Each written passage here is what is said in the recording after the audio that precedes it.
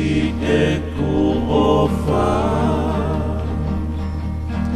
te ule aki o ai keha kako eni te ule atonu pe si e te makahoa ka te tōpili pe ofa i he hone ho matawhale kaloni kakala oku ke ilo i pe si e te matahoa holo tofale pe i ofa maia wisa whakapo e ngalo awhe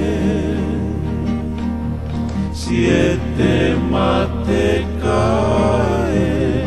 tau te ape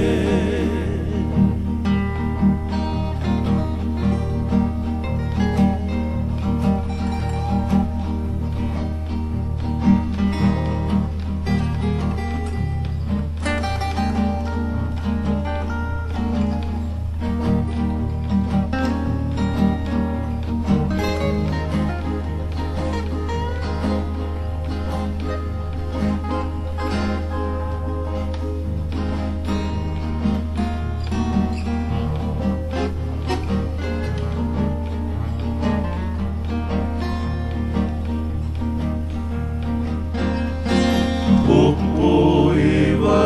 a si e kumo ui ke kawahe ua mai sioku mamahi kuohala a si e te amanaki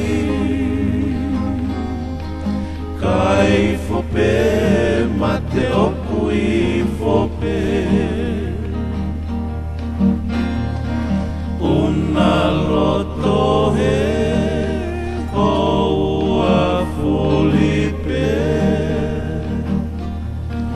loto kawea i whanoa ae mate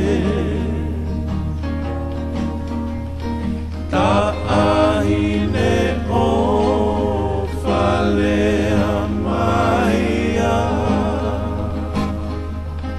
lea tonu mai kau si i fokia wisa whakapo e ngalo awhe si e te mate kake tau te ape wisa whakapo e ngalo awhe si e te mate